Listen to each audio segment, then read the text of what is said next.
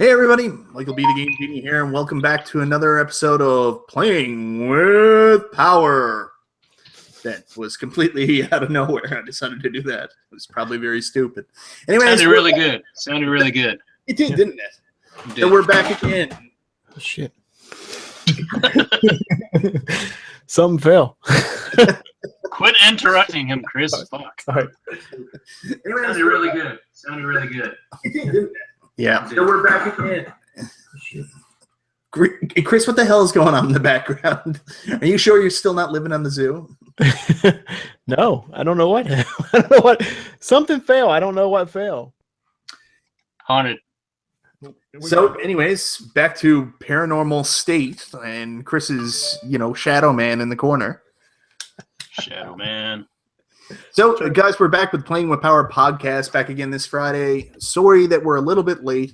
Unfortunately, one of the people who are joining our podcast, probably the person who is the most technologically savvy, Stu, can't get his camera working. So we waited for a while to try to figure it out. It's one of the things with Google Hangouts. Apparently, depending on which browser you go in, sometimes it creates complications with the camera. So we tried everything we could. Unfortunately, we couldn't get them. In post-edit, we'll add in stick figures or a picture of Stu probably watching a YouTube video while driving. Yeah, I got a boob job on my face, and I just can't show my face. But boom.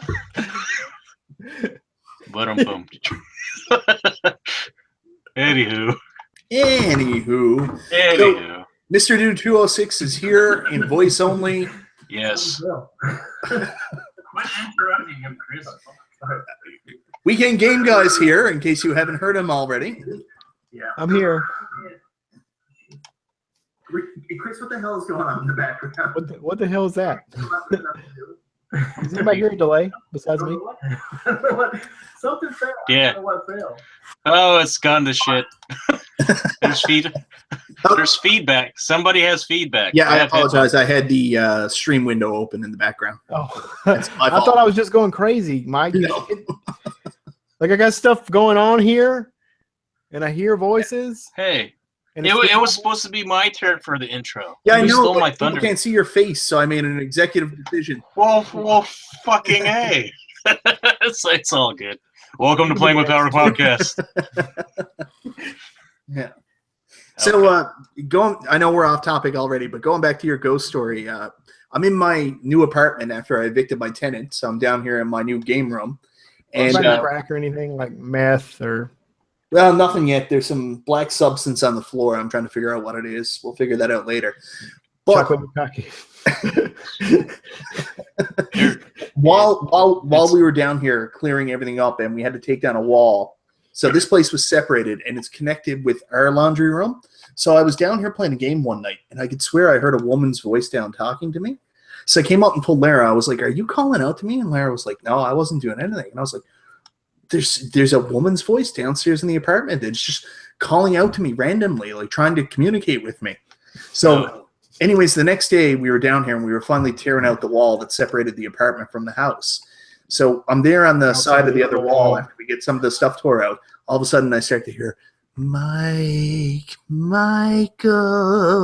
I was like, there with my dad, and I was like, "Do you hear that?" And he was like, "No, hear what?" And I was like, "Holy shit, I'm going crazy!" And then it was at that point Lara started laughing on the other side of the wall. Oh, Ready to kill her. Oh my God. Wow.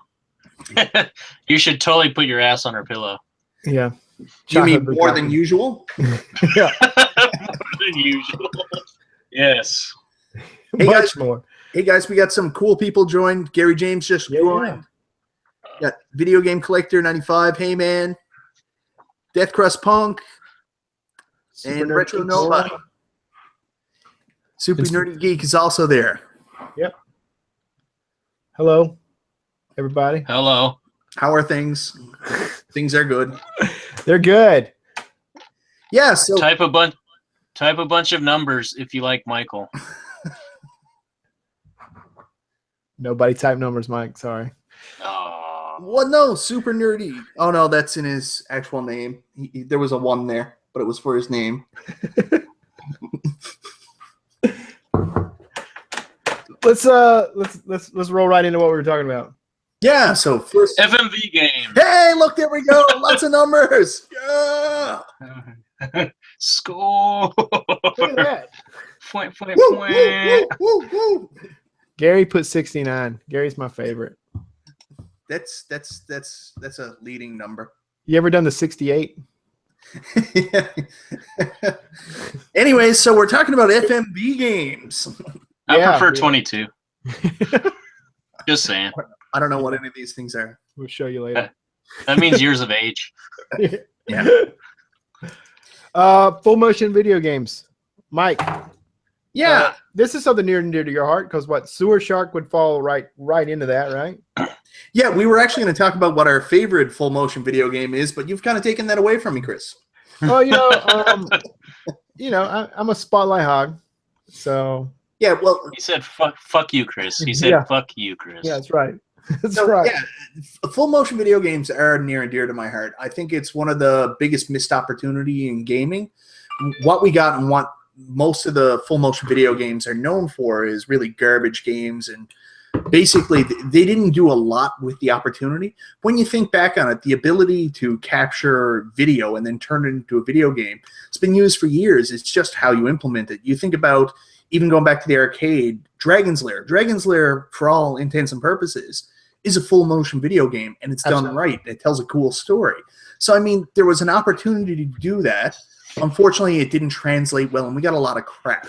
So let's talk about the good, the games that did a really good job, and then we'll start talking about the bad. That's what most people think of with full motion games, so that's what they're going to want to hear. But let's talk about the good first. So, I'll talk about Sewer Shark at some point, but why don't you guys share some of your experiences, good experiences with full motion video games? I guess. Can I say Pit Fighter would be the greatest full Pit motion? Fighter is not a full motion video game. It's full motion. No, it's not. It's full motion. That's a different genre altogether. That's digitized actors, digitized sprites, and it's different transactions. There's no video. It's full motion, Mike. It's not full motion. Okay, I guess I can say Dragon's Lair was one of the ones that I grew up with playing. That was one of the first games at the arcade that you had to pay $1, 4 quarters, I remember that. Like, what the fuck? More than 1 quarter is too much money already. But the game was also hard because I would usually get like a weird allowance of maybe like $3 to go to the arcade, and I'd burn like $2, and I wouldn't even get that fucking far in Dragon's Lair anyway. It was cool to look at though. Yeah, I remember just jumping in on that. I remember going to the arcade. Like, we had a flea market here in the same mall where they had the only real arcade in St. John's, Newfoundland. And my dad collected coins, so he would go to the flea market and go check the coin collectors, and he'd give me like $5 to go to the arcade. And I remember doing the same thing. It was a little later on. Dragon Lair had been out for a while before we actually got it. But I'd take my dollar, stick it in Dragon's Lair, and it's like, boop, boop, boop, dead. Boop, boop, boop, dead. Boop, boop, boop, dead. $1 gone. I know it was a waste. Arcade wise, it was because I didn't even know what to do. Yeah. Right. So it would light up, and I'd be like, well, what does that mean? And I'd be like trying to wiggle the joystick and tapping buttons, and nothing was happening. So I didn't know what I was doing. Sounds like a personal problem, Chris. Well, I've been wiggling things. Like, But I'm now, sorry. you can get the Wii version, and they've released it, and now and it's a lot more fun. But if I had to pick one that really was good to me, Burn Cycle would probably be way up there for me. Burn Cycle was a little bit more point clicky, but it definitely was. It was video, and you interacted with the video. What's Burn Cycle? Burn Cycle it's a computer game. That's part of the reason why you wouldn't know it. Oh, there we go. Yeah. It was on the CDI too, wasn't it? Yeah, CDI. Yeah. What else was it on? CDI first, yeah. Huh? CDI. CDI? Yeah. CDI and computer. Yeah. Okay, how long are you going to be talking about this for? Not very long. Why? Because I can go for a while and come back if you're going to. Well, my answer was fucking Pit Fighter. Goddammit. It's true. just let me have Pit Fighter. Yeah, actually, I didn't even think about that because there were full motion video games on the computer long before it ever coming to a home console. Yeah, there were several on CDI. Yeah. That was kind of what CDI was. I mean, you had Voyeur, that, and I think actually maybe even Seventh Guest, 11th Hour, maybe those were on there. And I think a lot of the early TurboGrafx 16 CD games, like you think about Sherlock Holmes Consulting Detective, was originally a PC game too, wasn't it? Game like Mad Dog. Where in the world is Carmen Sandiego had full motion? That was the hot shit back when CD-based media was out, so they can add the video. It was so fucking choppy. If you try to download the original image or the original video file now and stretch it out, it's so fucking blurry. It's like you can't even make it out. Yeah, it's terrible. It's retro, public access porn style. Yeah, the retro nobody mentioned that Burn Cycle was on the 3DO as well. He thinks. Was it? I didn't. I was unaware. I knew it was on the CDI because I remember that distinctly from the commercial. Yeah. But I had the computer version, and the computer version, I don't know if the other console versions did or not, but it came with the soundtrack. Yeah, it had a killer soundtrack. If you were into that kind of techno-y cyberpunk style stuff, and I was, so it was good. It's a good game. It's a good game. It's short though. Once you get, you can play through it in like 30 minutes. It's really fast, but good game. One of the better ones like it.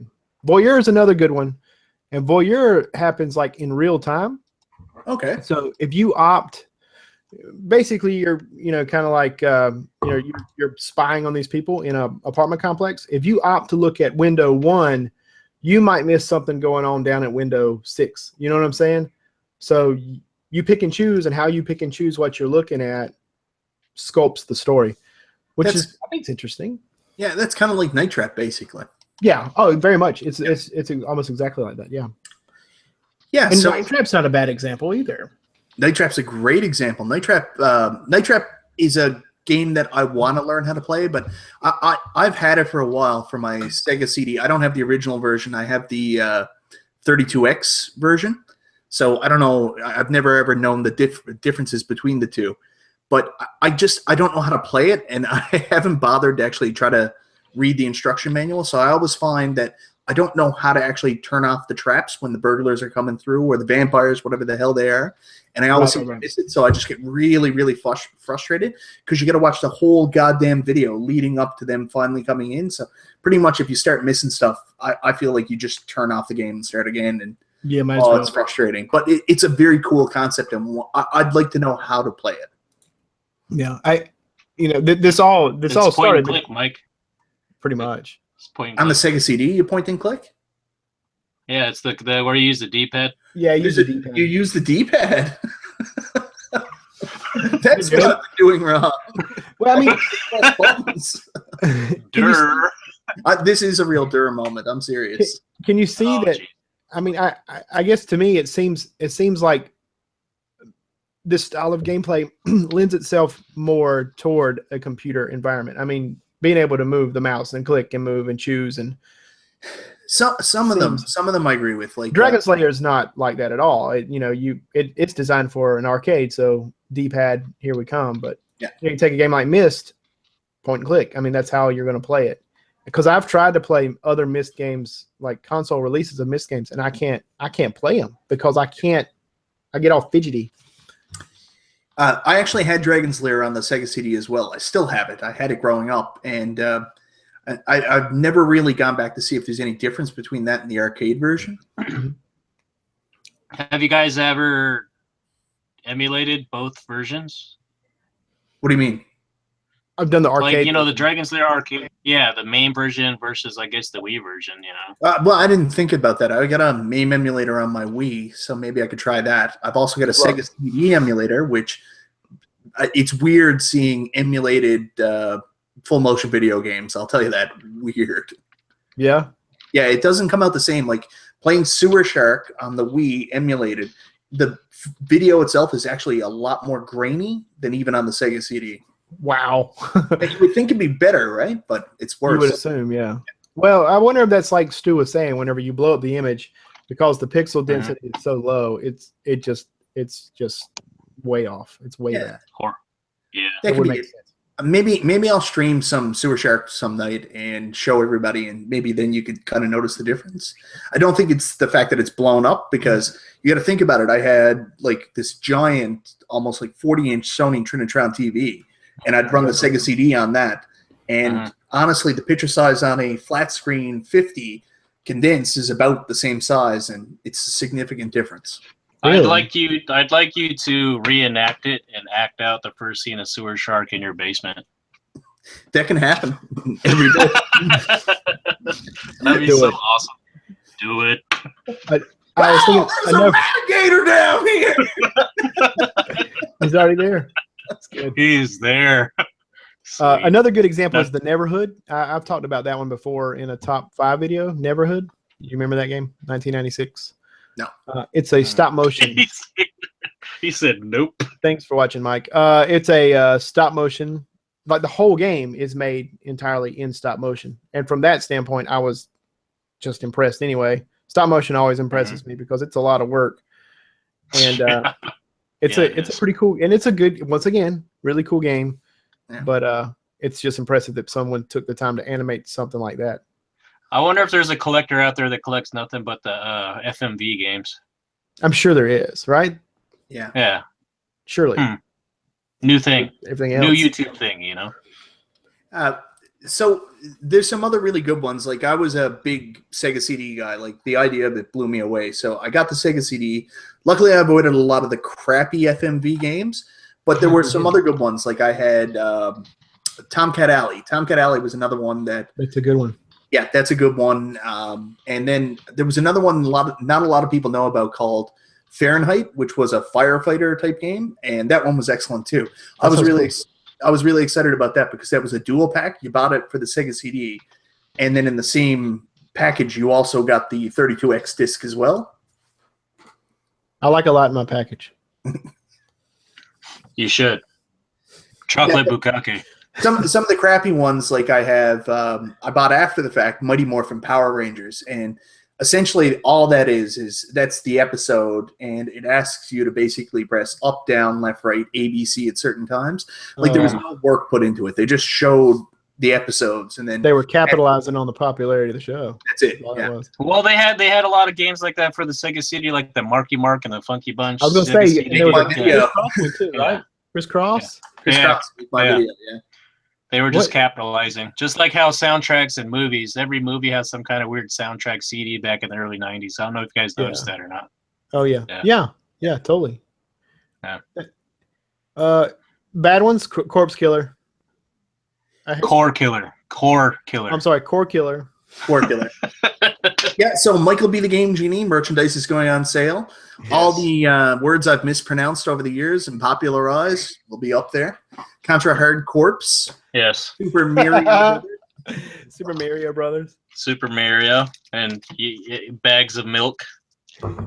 Yeah, I'll make that shirt just for you, Stu. Bags of milk. Hey, there's FMV game, guys. I was gonna say, so you can't buy bags of milk anymore?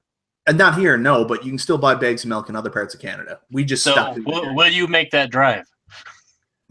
For you, Stu? Absolutely. Yes. Next podcast, can you bring a bag of milk? Next time I'm in Vancouver, I'm legitimately going to come see you, and I'm going to see if I can get a bag of milk across the border. So I could get it in Vancouver? Pardon? I can get bags of milk in Vancouver. Yeah, I think they still have bags of milk. I'll check on Monday. I'll talk to the executive director from BC Spinal Cord. Yeah, that is so fucking weird. Sorry, I didn't mean to fuck it. I don't understand what you mean. Like, the bags of milk so weird. Like it's just destroying weird. Canadian culture. It's just a different way to produce milk. I'm sorry for discriminating against bags of milk. Enjoy your milk whatever way you want. Okay. Straight from the teats. Yes, straight from the teats. Still warm. So yeah, there were some shitty ones though. Some shitty FMV games. I don't remember Corpse Killer being that bad, but it's just hard. It's one of those. It's just like kind of unforgiving. Yeah. First, it's all right. You're basically watching a zombie movie. We're good, and then it just so hard you can't really. Some of the complaints that I have with people that make the complaints about the full motion video games is the acting wasn't very good. What were you expecting? I'm sorry, Tom Berenger was busy, but we did the best we could on these very low budget. Look, which one was it? Shit. It's got Christopher Walken's in it. Shoot.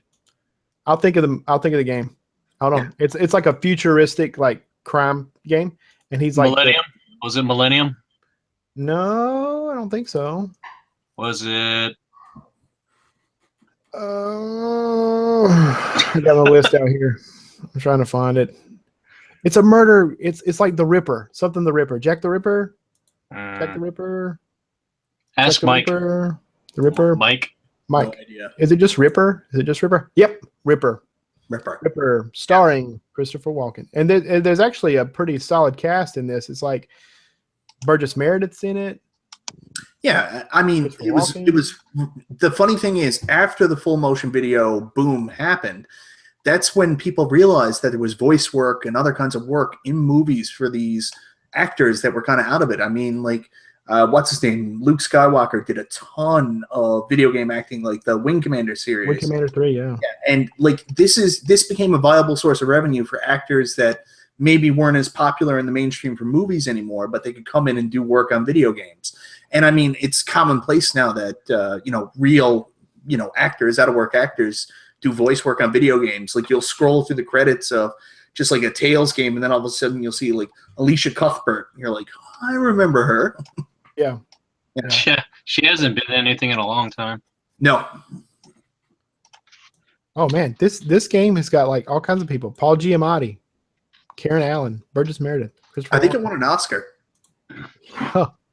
Of course it did. It's crazy. But apparently, like, in a lot of those games, you can tell they didn't give a fuck. They were like, all right, whatever, okay. I'll just go do my thing, give me my check, Yeah, but looking back on it, I mean, the game that most people will always remember, and it gets shit on the most, is Night Trap, which is a funny interlude because it brings us into our next topic, because Night Trap is now getting a remaster on the PlayStation 4. Which is great because it'll be 1080p. Yeah. Right? Yeah. So I wonder how that's going to be. But I guess that could be the, how they not digitally remaster movies, where they bring the quality of the actual movie reel to, I guess, like Blu-ray. Maybe they had like a really good raw file of back when they did Night Trap, and they finally could, maybe, right? Yeah. Stu, there's an interesting message there from Rich that you might want to take a look at. Oh, fuck Rich. Fuck you, OK Chief, you son of a bitch. But have you noticed Eat a dick, OK Chief. Eat a dick.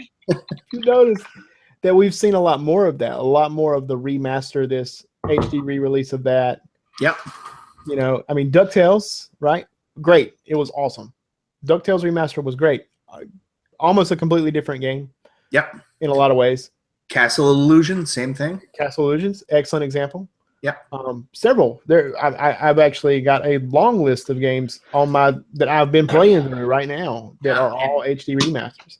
Yeah, I mean, it's a little bit further, but now they're remastering Final Fantasy VII, and we've seen a bunch of PlayStation 2 and PlayStation 1 games remastered, put up. But really, the sweet spot right now, it seems, is basically bringing up all this nostalgia type stuff and then doing remasters of it. Like, just there on the Switch is Wonder Boy, the Wonder Boy 3 just came out, and everybody's going nuts for this really cool drawn out art style, and then you can switch over to the old Master System graphics. But yeah, it's a great treat, and it seems like the movies have done this for years. Like, they don't have any original ideas anymore. They just keep pumping out stuff that they don't really need to pump out again and again. And we're going to see it in video games, I think. I think that there's going to be this whole revolution where you're going to see basically Super Mario All-Stars, Mario All-Stars, and it's going to be really well drawn out and done like the new Super Mario Brothers graphics. I said Mario again, didn't I? God damn it! It doesn't matter. Well, they're doing that. They're doing that for the Switch and the Street Fighter that's coming out from the Switch. I don't know if you guys see the graphics for it, but it looks so fucking weird. It looks like those old MySpace freaking Flash game type style. It's. Do you guys know what I'm talking about? It looks cheesy as fuck. So I don't know if I would actually enjoy that, but at least they're giving you a kind of a where you can mix and match. But the whole remake thing, I honestly think, talking about the Final Fantasy VII, it might be pushed to like the PS5 or something, because that is coming out. Because they did that with Zelda and the Wii U.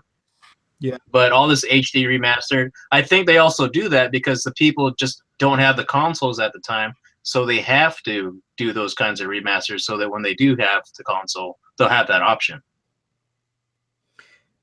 Yeah. I don't know if it's all that. Like I'm still on they're capitalizing on our nostalgia. They know we'll buy it because they loved it, so they're going to milk us for it. Like they just did that Mega Man re-release where they re-released all the Mega Man games in classic 8-bit, and people went nuts for it because everybody was streaming right from their PS4.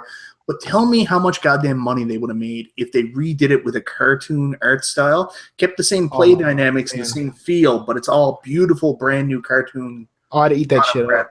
Oh yeah, everybody would. Chocolate. Capcom would make $1 billion overnight. Oh yeah. Yeah. What was the one I just got not long ago? A Boy and His Blob. Yeah. I don't know how similar it is to the original. I can't really. I played the original maybe once, but this game is great. It is a lot of. I genuinely have enjoyed playing it. It's a lot of fun. Is it the best game in the world? No, but it's a lot of fun, and it looks really, really crisp. I like it. So, I think the trend's going to just continue, obviously, because it's the easiest thing to do. I mean, we've got all these licenses, we've got all these IPs or whatever. Let's use them. I'm totally okay with it. Even if it's just a rehash, like in some instances, I like it. But I'd love to see them do something new. Like, you know what? If you're going to make a new Streets of Rage game, just do it with that, cool art style, or remake Streets of Rage, but add different levels and change the levels up. I think that'd be super awesome. So, are you akin to something like was it Double Dragon Neon or what it was, something like that, where it was like a new art style, but basically a new game, sort of? I found it a little bit different. I found Double Dragon Neon to be more similar to Super Double Dragon than the original Double Dragon games. Yeah, okay. Yeah. Like, it was still great. I own it and I played it, but I found it just different. They did I told you about this though. They did a re-release of the original trilogy in like an HD re-release, and it was basically they just cleaned up. It was the same graphics or the same style of graphics. It was just clean, and they redid everything, but they just redid everything the way it was. Yeah. Does that make sense? But it looks good. I mean, it looks good for what it is. I just don't really particularly care for Double Dragon, and it's because I'm bad at it. I think though that some of these developers got kind of smart. Like, they did the DuckTales remastered, which was a lot of work, a lot of effort went into remaking this. And then, like, a couple months later, we see the Disney Afternoon Collection, and they just basically shit out the NES games again, instead of going through the whole process of getting the original voice actors and getting everything back. So you can see they said, you know what, I bet you we can do this a lot cheaper and get the same return on investment. More so then, right? Because if you're not doing as much work, they're just going to, It's all about that licensing shit. Yeah. Yeah, at the end of the day, I mean, it's all money. It's all dollar signs. Like, would you expect them, like, what if they did the Nintendo Switch set out some kind of video game that had all the Capcom Nintendo NES classics, like the Darkwing Duck, the Chip and Dale? If they put all that into, like, a 25 game in one, that would sell like crazy. They're doing the Disney games, aren't they, Mike? Yeah, that's already been released like 4 weeks ago. They basically, you go in and buy a 6-pack. It's like Mario All-Stars, except it's the Afternoon Collection. I don't know. Digital only. Graphic-wise. Digital only. Yeah, it's digital only. Is it HD? Is it remastered? No, is it just straight as old school? Straight NES ROMs, basically. Fuck that. Get out of here with that. I'll go get you some straight NES ROMs. You spend me $1. I'll send you a flash drive with all those games on it, and I'll give you a couple extra too. Let's get together and go ROM hunting. Let's do it. ROM chasers. FBI wanted list. Yeah, top of the list right here, guys. Mm-hmm. Yeah, that sucks. Well, what can you do? That's not. I thought it was going to be. I was kind of it sounded cool. I was like, oh yeah, all right, but because I would love, honestly, I want a Chip and Dale's Rescue Rangers remaster. Yeah, I want it just like they did DuckTales. Yeah, that would be so good to me. Yeah, that would be good. Yeah, that would be really good. I was a little disappointed too because I expected it to be more like even when I saw that it had the original graphics, I thought, oh well, maybe this is just a skin because more like Wonder Boy 3: The Monsters Track, you can switch the skins back and forth.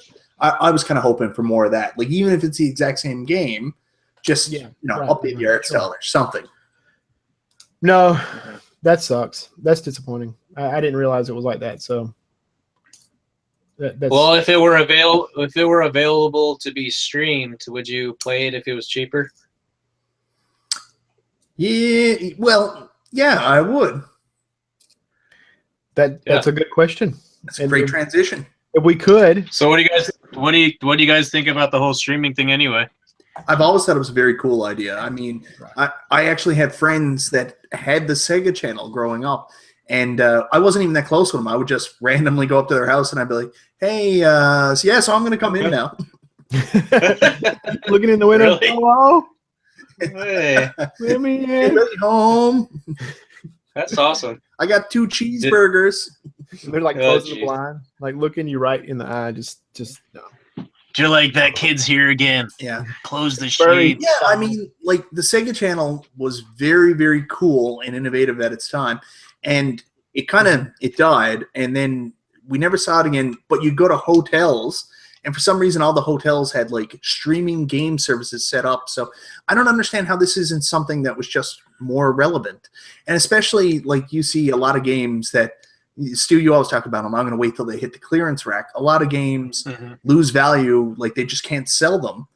Why the hell not try to license them to some kind of streaming game service then as quick as possible to get as much bang for your buck as you can? That very reason is interesting. Like we talked earlier, and I was talking about OnLive, and some people remember OnLive, some people don't. I remember GameStra81 did a video reviewing their little mini console and their controller, which was kind of like a mix between a PS3 controller and an Xbox 360 controller.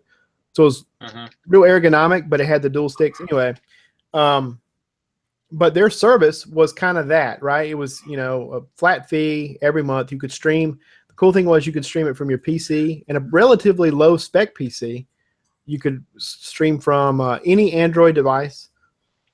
They were trying to work a deal out with Apple. Apparently that didn't work out. And then their console, they had a little mini console, and it worked, and it worked great. But their idea was, part of the idea, or at least one of the ideas was, you could try it before you buy it, right? You could try out a game, you could rent a game or stream a game for the weekend. I dig that. I'll go buy the real thing and I'll have it at home. But the problem was, some people have said that their problem was, at least at that time, it wasn't. They kind of marketed themselves and kind of they were we could do that too, rather than an alternative. The alternative Xbox 360 was the PlayStation 3. The alternative, you know what I'm saying? Like it wasn't up there.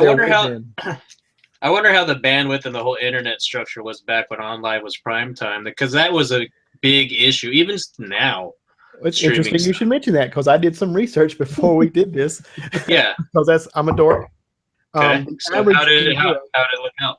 U.S. average at that time, according to what I read. Okay, so how reliable is that information? I don't know, but according to what I read at that time, the average internet speed in the United States was 8 megabits per second. Pretty quick. That's okay. You could stream Netflix on that, no problem. Today, it's 55 megabits per second. Huge difference, right? I mean, in 5 years, we've changed that much. So, I mean, and you think 8 megabits per second, that's pretty good for streaming video, probably. But you go back to streaming, having to deal with input lag from a controller and all that kind of programming. That's a lot of up and down, that's because apparently they had some issues with that. Yeah, a whole lot more, right? A whole lot more interaction. So interesting enough, it's funny because I looked it up because I was really curious, because that had to play a role. Now, it would probably be okay, right? I feel like if something like that existed, it would at least be more usable. Would more people use the service? I don't know. I would use a service like that, I think. Well, you're on Steam now, so isn't that technically kind of the same thing? Well, do they have streaming services on Steam? There's not really anything streaming outside of video. I mean, I can stream movies and I can stream, video, but I can't stream game itself. And I'm not sure how PlayStation, is it PlayStation Now? Yeah, it's PlayStation Now. Yeah, Isn't they that have kind of the something like direction that. they're trying to move? Do they? It's kind of like a rental. It's like you pay $5, you get 24 or 48 hours per stream, and then it's done deal after that. It's just like going to Blockbuster Video back in the day. You get the same kind of thing, but Does it? yeah, it's a stream. It's streaming. Oh, I didn't know if it actually downloaded it, and then after your time was No. up, it cut off. You know, honestly, I kind of think it's both. A little bit of both. Yeah. Well, probably Yeah. that would make more sense. It would cut down latency. So Yeah. PlayStation Now is another option. The rumor right now with the Switch also is that they delayed the Virtual Console because they're trying to come out with some kind of gold membership that's also a streaming service. So all the Virtual Console games, you'll get one free a month, and everything is kind of streamed that way too. So instead of having this, constant $5 for a game, you basically pay to stream your Virtual Console games through the Switch. Mm-hmm. What? You say what?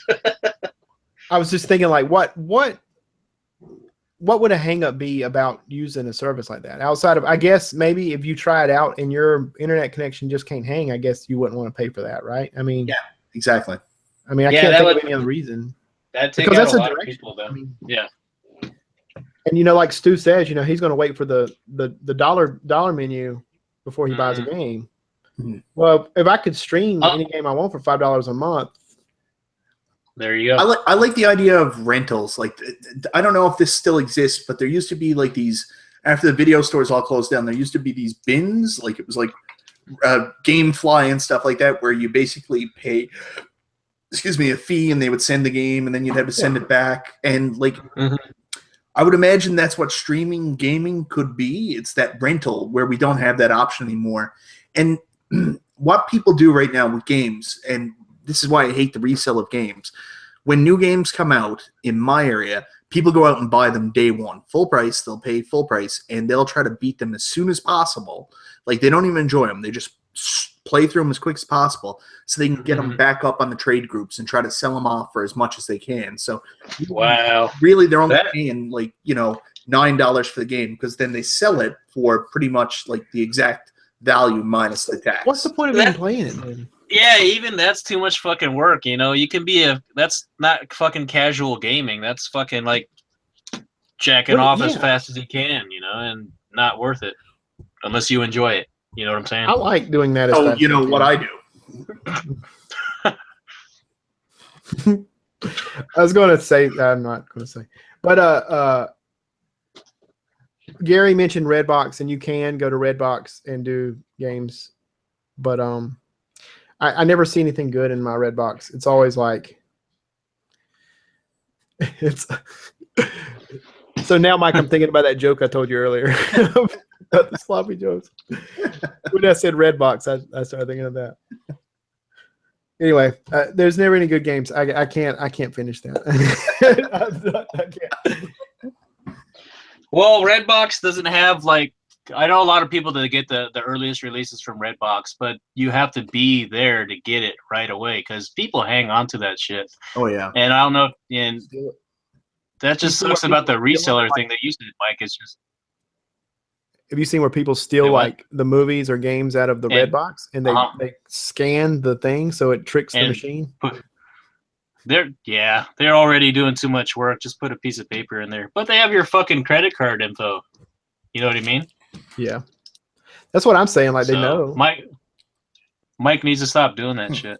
We don't even have Redbox here, so How do you rent movies? we don't. Do you They make their own. Yeah, sometimes Do you guys sometimes they're at the bottom of the milk bag. I got You it. guys had Blockbusters, though, right? No, we don't have Blockbusters anymore. Nobody has Blockbuster. Hollywood Video. No, what was your major chain? That had to be up there. We had mom and pop shops first, and then there were a couple Uh-huh. local chains, and then Mhm. around 92, 93, Blockbuster actually started opening franchises here.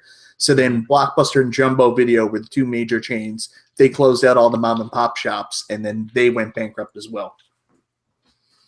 That's crazy. Yeah, there's Jumbo Video stuck around. Like, we're talking like even as long as a year ago, there were still Jumbo Videos here, but I don't think they're open anymore. Huh. I don't even know what a Jumbo Video is. It's basically low rent Blockbuster. Low rent Blockbuster. Yeah, it says Jumbo. Then there's a picture of a cartoon elephant, and then it says video. And they It's rent like movies. $2.15. You get a day and a half. And a half. You got to get it back by lunchtime. Yeah, if you don't, you're fucked. On the But VHS you know setup. what? Honestly, that we're way off topic here, but I think the video stores closing down. A lot of sense. People can't rent these things anymore. There's not a cheap alternative. Like it's been closed out.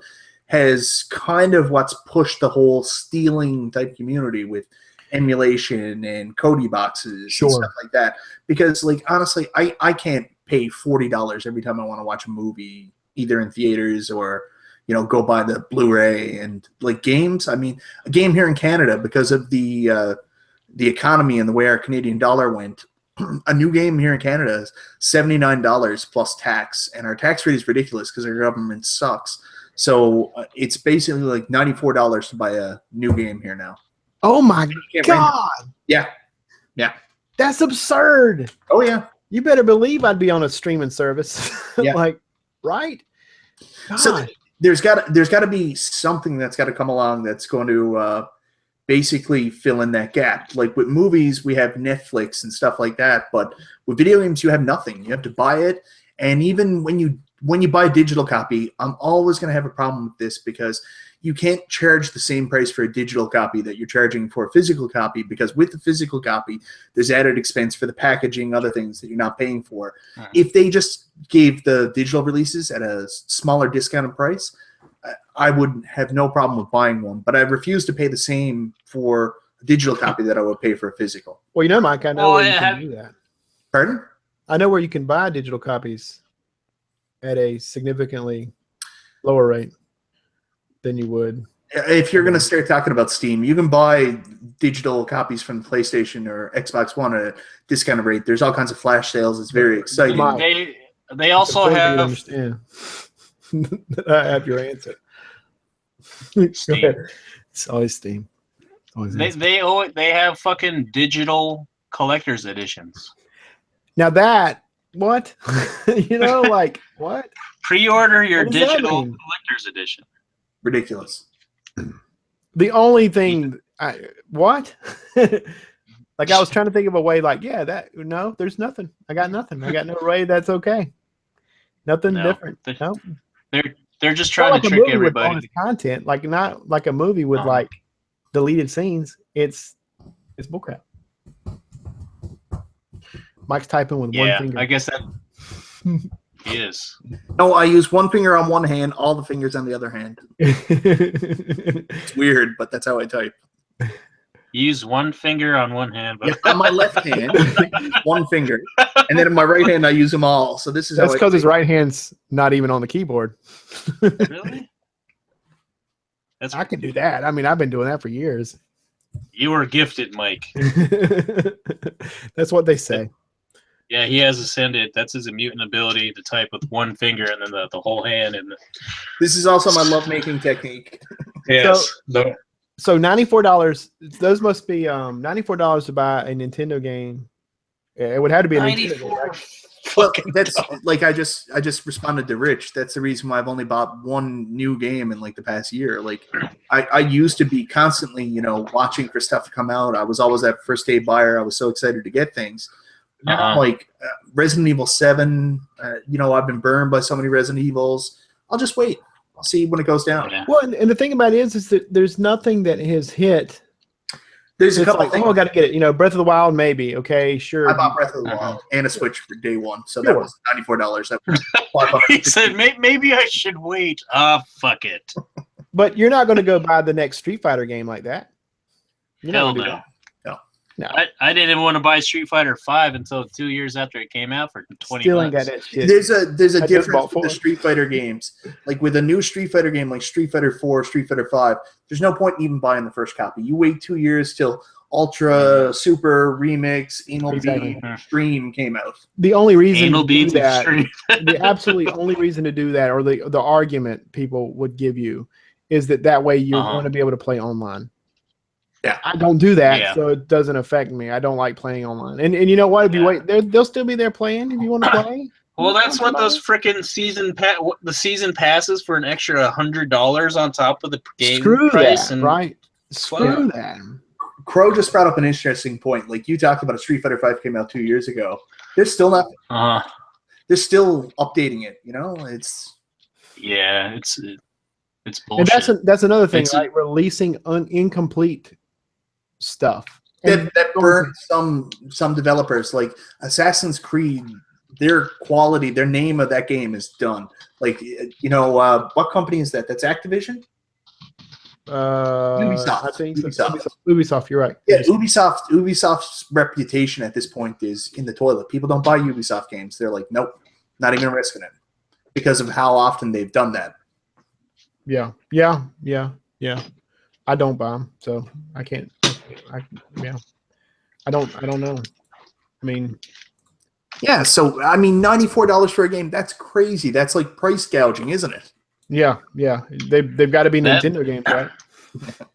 Well, that's when you take your sock and stretch it over your head and cut the mouth hole, and then and then just hit up that department store and make do, Mike. A copy of Duck Hunt's coming with me. Yes. Yeah, so you know, new games are whack here in Canada, but also retro games, and especially Nintendo games. A lot of retro games fluctuate in price, but it seems that Nintendo game prices are pretty stable, and they haven't moved much. So, what's your guys' thoughts on that? Well, since I'm out of the ROM chasing game, because I've already got them all. I downloaded them all yesterday, torn in them bitches. You should have done a one-day NES Complete Collection Chronicles video. Yeah, like I got all 4,000, including the ROM hacks and the Japanese releases. Unlicensed, licensed. All the above. Swedish Duck Hunt, and yeah, it's a little different. It's not a duck. So what does this have to do with the? Doesn't have anything to do with retaining value. The thing is, I think I go back to this. This is also similar to what Nintendo does, because Nintendo knows it's similar in this. The Nintendo knows that nostalgia's there, so they're going to release a Zelda. They know you're going to buy it. They know the nostalgia for Nintendo, in particular NES, is just there for everybody. So people know that, and if you're going to come to me and want to buy a Nintendo game, I know that the reason you want a Nintendo game is because you like Nintendo. So I'm going to capitalize on that. I think. I mean, I don't know. Maybe I'm way off base with that, but I think it's some people just gouging because they know they can. But I guess that's what gouging is by definition. Nintendo tax forever and always. Yes, an Nintendonium. So I don't know if you guys heard about this video services out there. It's called YouTube. So there's been a lot of videos in the last little while about people talking about, is collecting dead? And they talk about, doesn't seem to be as much interest for people collecting like video games.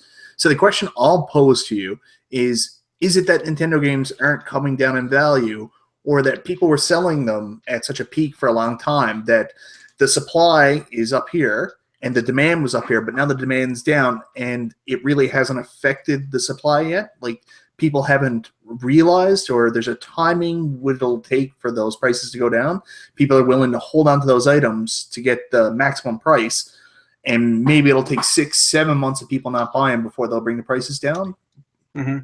I feel like see, I don't know the economics of that. I don't know how that works. Well, they often do that buy two get one free in the States. You know, therefore you're still buying fucking two at $100 and getting one free. But when they have those deals, the resellers do the buy two get one free. They sell the one free to get the one back, and blah blah blah blah blah. But that's what you got to.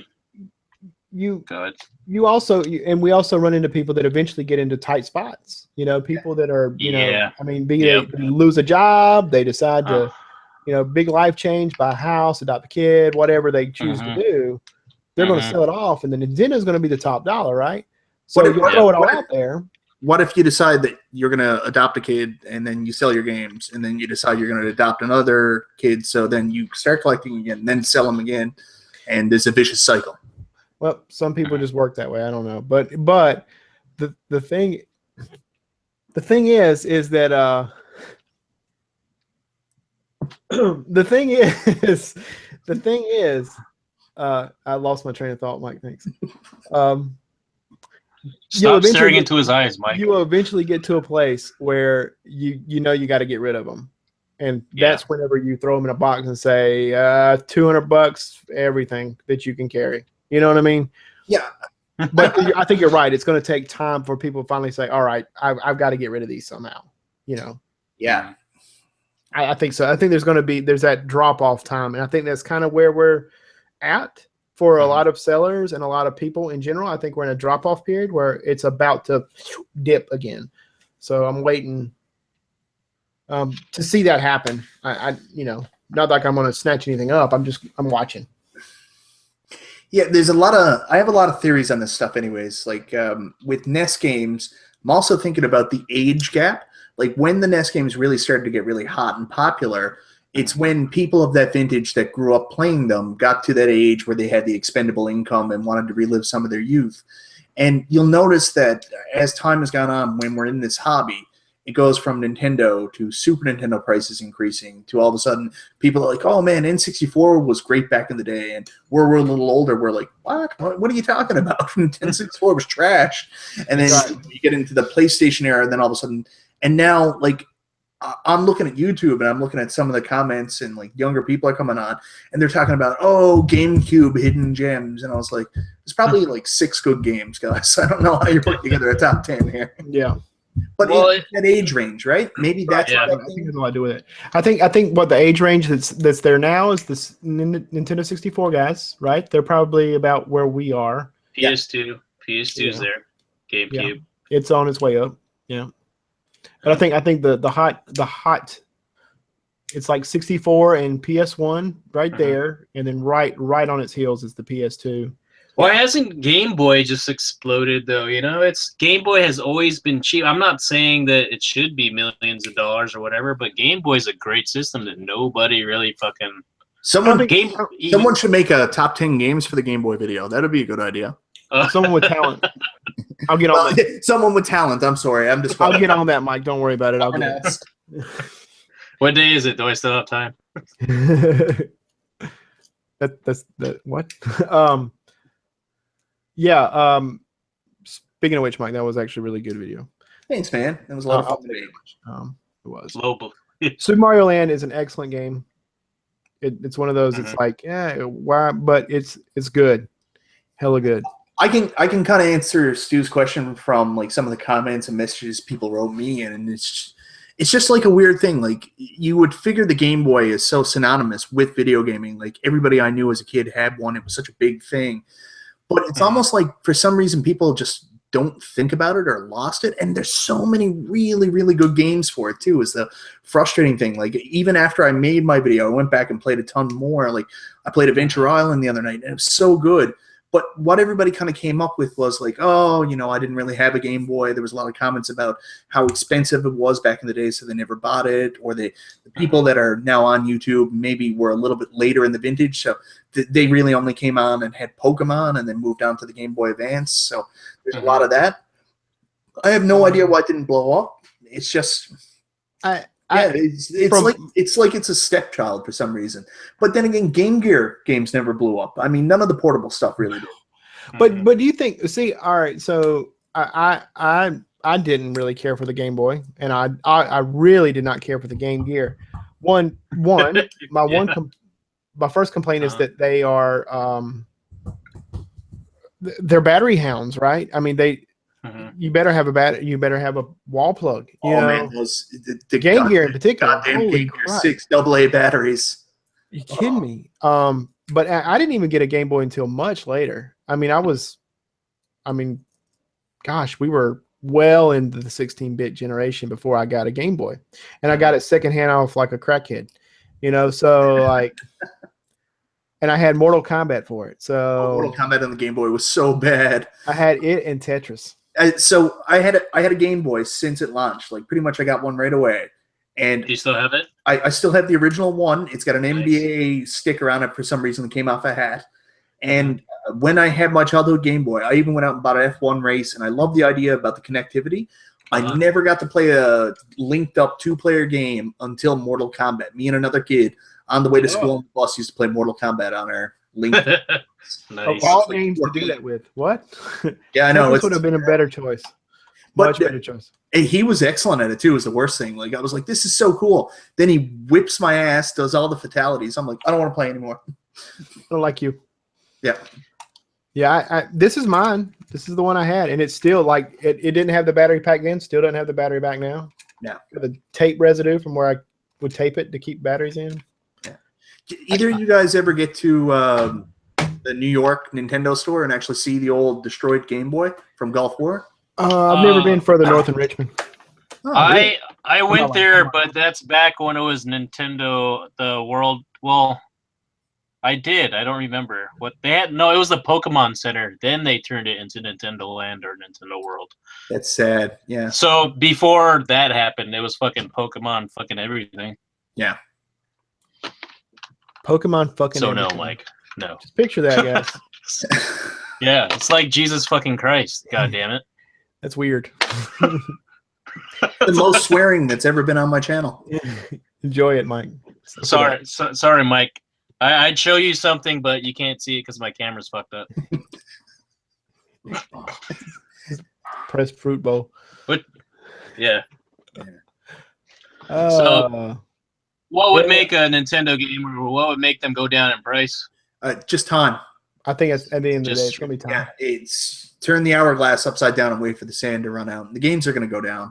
There was Sure. So, speaking of Nintendo, the Wii U, they still sell games. The console is no longer available to be purchased. Why are they still around, and why are they still $60? Well, US. well, They're not liquidated at all. the Switch doesn't have a full library to put out, and Nintendo don't want empty store shelves in the display units. They already have space allocated.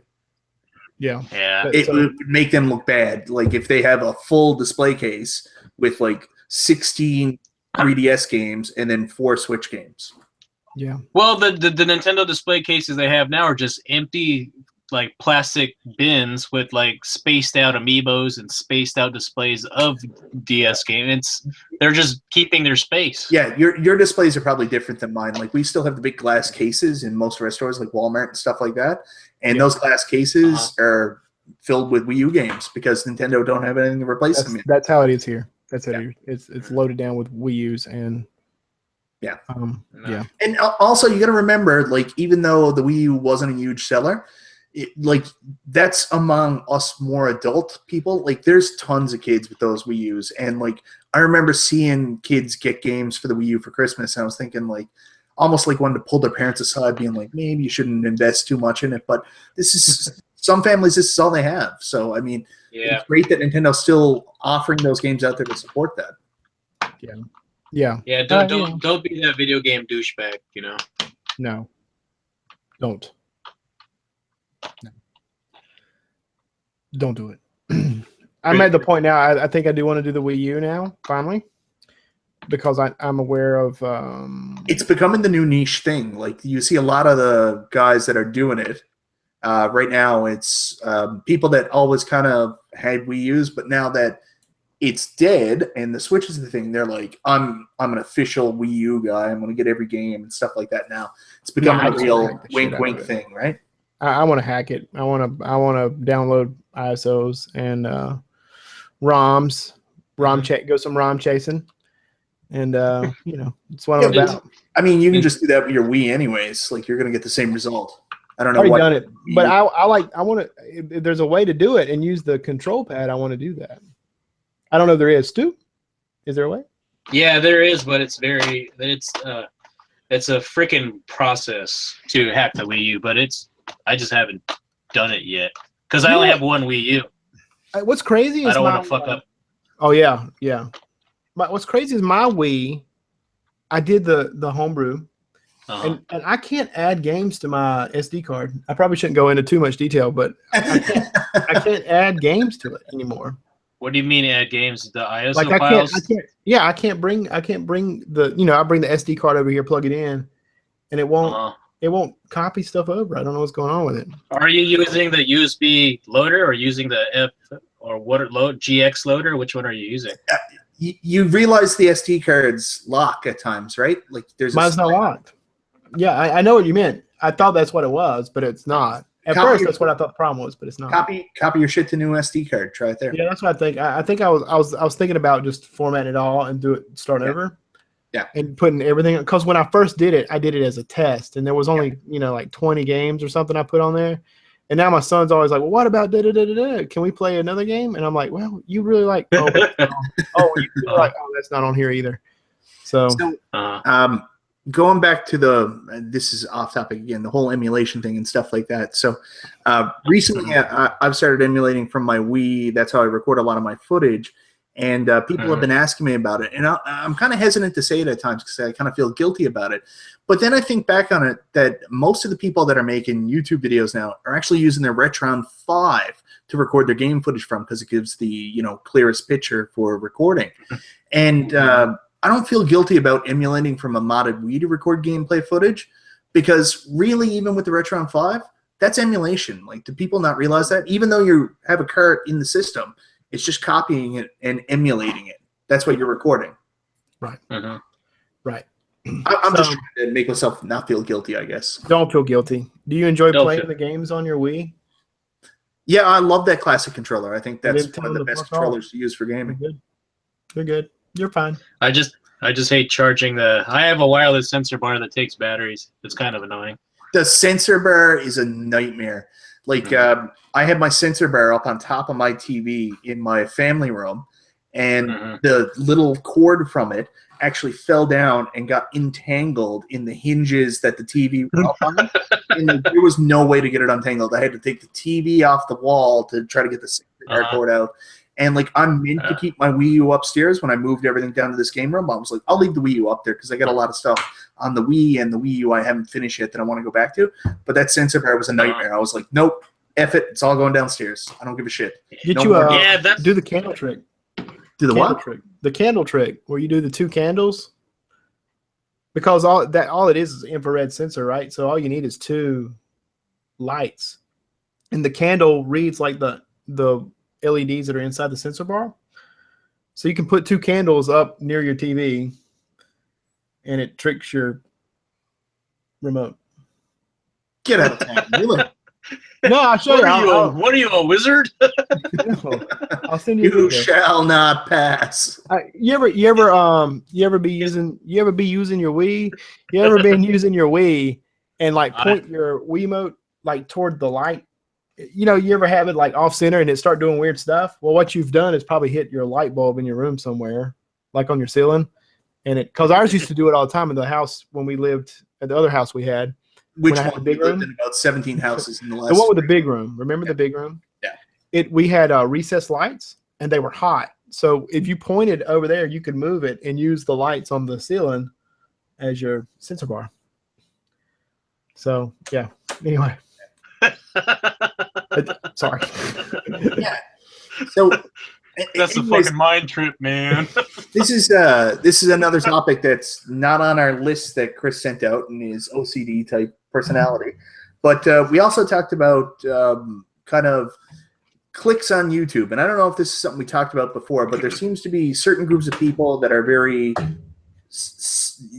committed to certain things, and like they're their own group of friends and have opinions about what people should do on YouTube and shouldn't do. I think we were going to talk about that a little bit too. We were, and I forgot to put it on. But in particular, in particular, like the websites, the ones that'll come to you and ask you to contribute. Hey, look, we liked your video. Would you mind posting on our website? Sure, I'll do that. So you post a couple times, you go on a little hiatus, you come back, and then they decide, we don't want you on our site anymore. And you're like, why? Well, whatever. You didn't follow the guidelines. Well, what guidelines were that? I was told just to post whenever I wanted to. You know what I'm saying? Like that, and that's part of the problem. Yeah. So we used to be on a website years ago. This guy Kevin set up called Game On, whatever it was. I can't remember now. Game On. But I understand what you're saying, because when we were on that, it was an opportunity for us to post videos.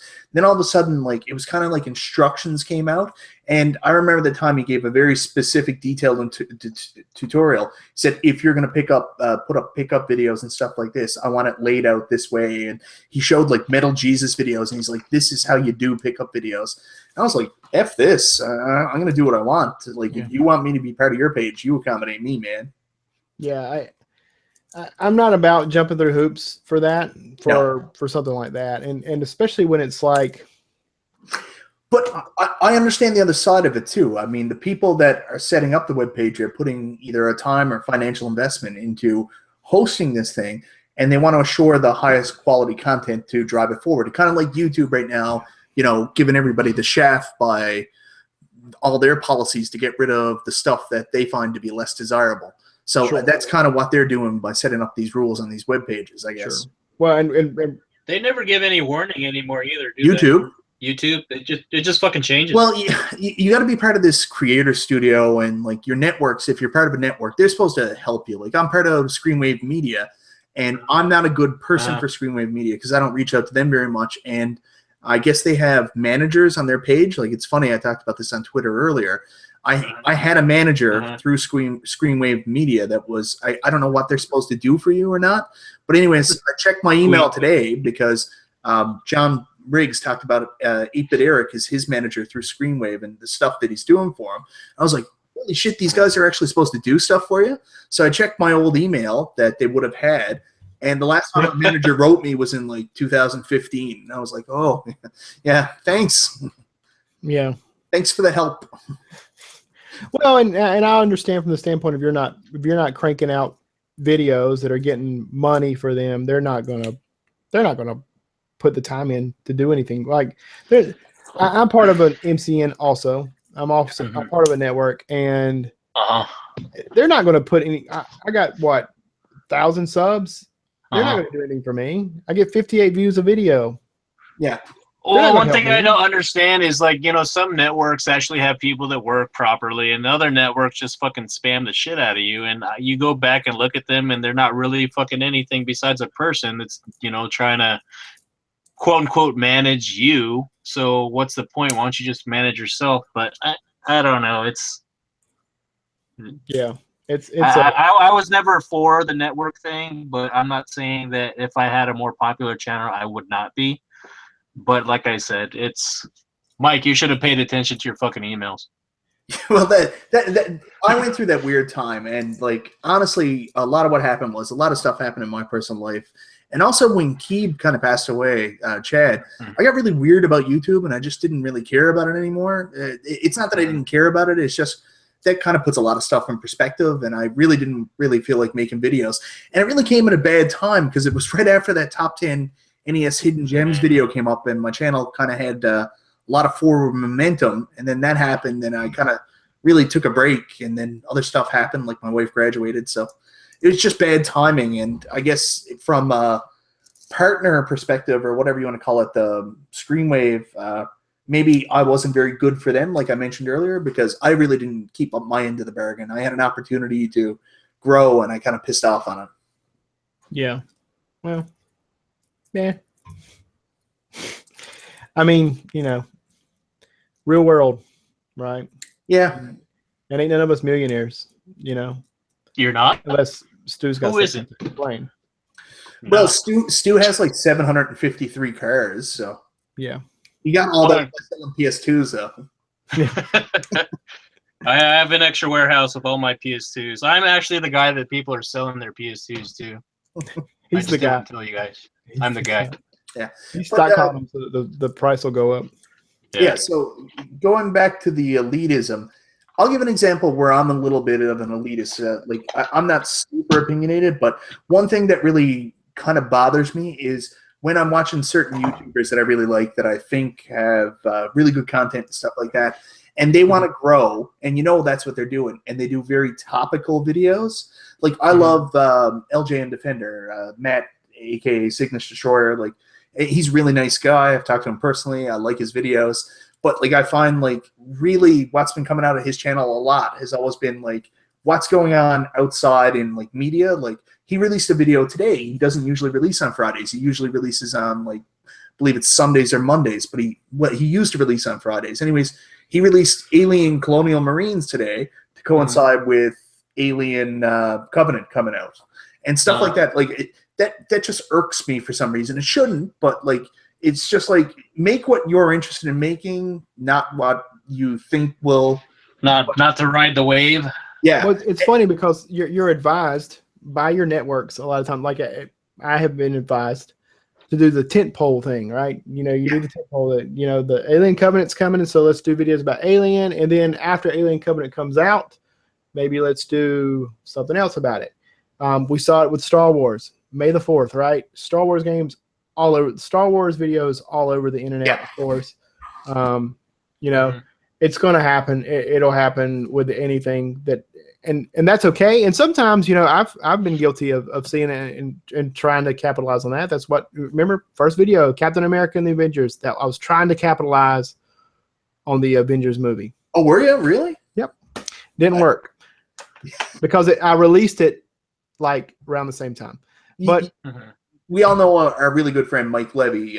Dude, you haven't played this game. Like I've been just trashing him every chance I get, like in a funny way, because when Ghost in the Shell came out, he did 2 of his Dude, you haven't played this game directly on Ghost in the Shell, and I don't follow it at all. Like I don't know what Ghost in the Shell is. I know you're both manga guys or anime guys, so you're probably very excited about it, but I have no idea what it is. So when he put it out, I was just like, let me know when you're not doing Ghost in the Shell videos.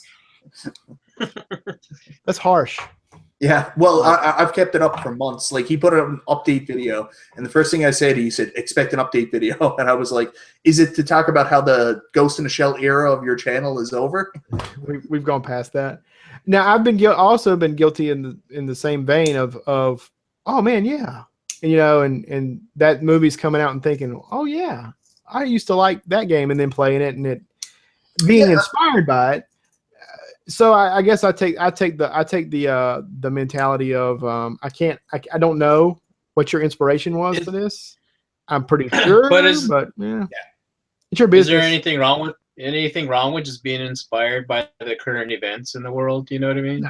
No, I don't think so. And I also don't think there's anything wrong with them doing that. But I do get what Mike's saying. It's just like, like I just kind of, you know, say, is this because you actually had any interest in this game at all, or is this purely for branding? And like, it's just my nature. I question things. I'm with you, and I see where you're coming from, and I think I feel a little twinge of that too when I see that happen, even though I've been guilty of doing it, you know. But I did it one time specifically as kind of like a troll thing, and it's not like a real video. I did like the rip off, hey Chris, what you playing? And I did Death and Return of Superman because I watched Batman versus Superman, Dawn of Justice, and I was like, yeah, I spoiled the movie for a couple people here now. Yeah, why not? Why not? But yeah, Terrible. I think that doesn't bother me so much, but I can call it out. I sometimes you'll see it and you'll be like, what are you doing? I guess the way I feel is it feels disingenuous. Yeah. Yeah, that's what you're saying. I see where you're coming from. It's fun to ride the wave, though, I guess. Yeah. It's like Kid Sure says doing current event stuff is acceptable if the video is decent and there's passion in the work. I would agree with him in that, because if you're doing it just to milk the situation, the passion won't be there. And I guess that's how you can tell the difference. You can feel that. Yeah, and like the people I brought up are some of my favorite people on YouTube, and the videos I like and stuff like that. I'm not shitting on them, and especially Mike, like, because I also know Mike is very passionate about Ghost in the Shell. But I will say he did respond to one of my shitty comments about Ghost in the Shell and said, well, they were the most popular videos that I've ever put out. And I was just like,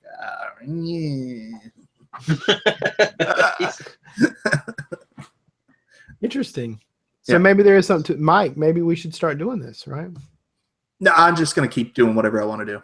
No, I'm going. So what is your guys' most viewed videos at this point?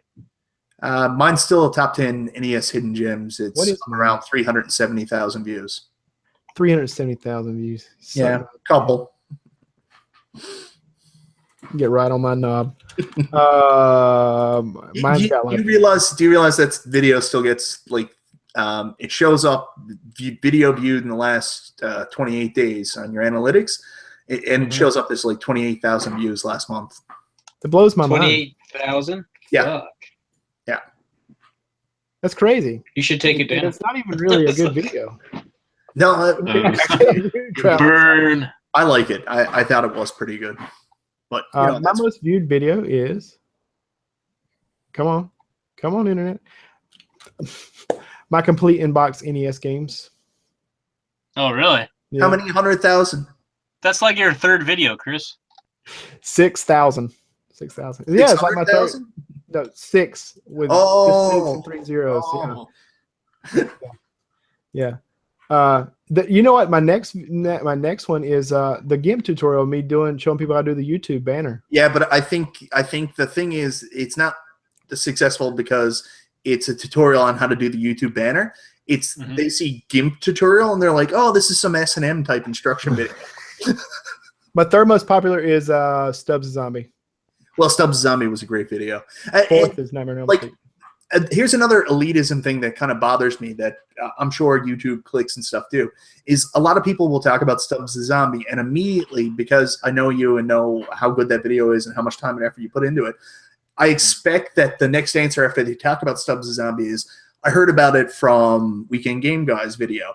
And then they'll go off and they'll say, oh, Metal Jesus mentioned it once. And I'm like, what? Metal Jesus? Chris talked about this like 2 years before he did. I know. He said, I know. Yeah. It's like when I was doing Scanline Fever, and then they had that that stupid channel that does the fucking RGB shit. My Life in Gaming. They're actually nice people. Yeah. So you take that. Yeah, I Or take that you. back, but you know, I'm not saying that I was the only one to do it, but I did it before. Yeah. And here's the other side of things that you don't see, right? Because like My Life in Gaming is a pretty popular channel now, successful, so you wouldn't know things. But I remember talking to Corey when he was a small channel, and like just really real life moments where he talked about like even being nervous to be on camera, in front of the camera. Like he had to, if you go back and look at his early videos, everything was voiceover, and eventually he built up the courage to actually come on face. And those are the real life connections that you have with some channels that no matter how big they get, you remember that stuff. So even if they became like Smosh 2.0, like there's still like a real life connection there. And in case you're wondering, this is not Smosh. Right now, Oh, It could be. we're not watching Smosh. that's my favorite YouTube comment ever. Why are you not JonTron? I don't know. Sorry. I'm sorry, I failed you. Someone actually did that one time. They wrote me and they said, "You're everything JonTron complains about." I'm like, I don't care. So, Yeah. have you ever met JonTron in person? No. Yes. You have? No. No. I have. Yeah. Oh, JonTron's actually on my board of directors, so I better impress him. Is he? Crow, I bought Stubbs the Zombie because of Metal Jesus Rocks, LOL. Of course you did. It's like, of course he did. Here's a quality video for you guys. Let me make sure I'm gonna post that in the chat. Make sure these people see what's up. So anyways, the point of what I was saying is that I understand that elitism, and like you get in certain cliques. Like I've met a lot of people over YouTube, and you meet a certain group of people and they have a certain dynamic where they're very opinionated on what videos people put out. Like there was one group that I was kind of friends with, and they were very critical of people who put out update videos and like anything that was kind of like this lazy clickbait type stuff. That's the kind of stuff they would attack. Yeah, the audiences are finicky. I mean, and other YouTubers are equally finicky.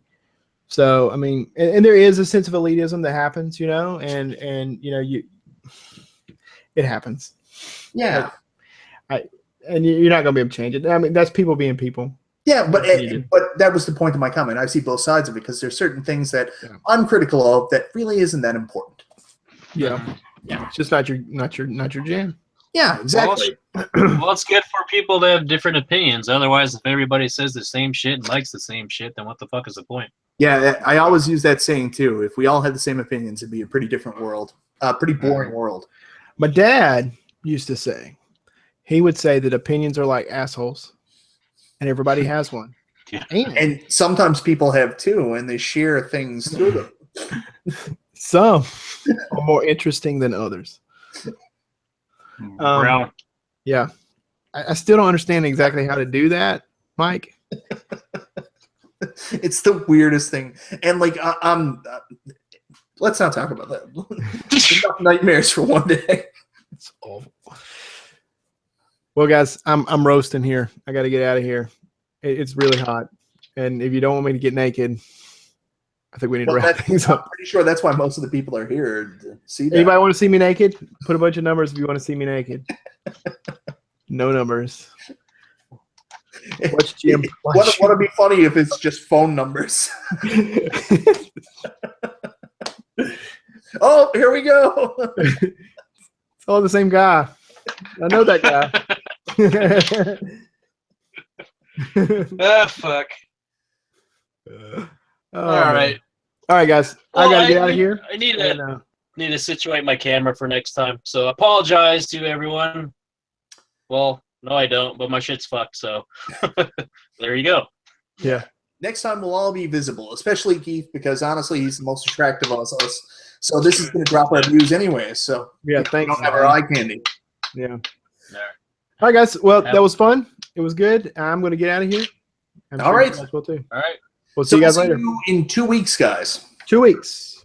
2 weeks. Adios. Comment below. We like to read them. We're Yeah, a we do. memory.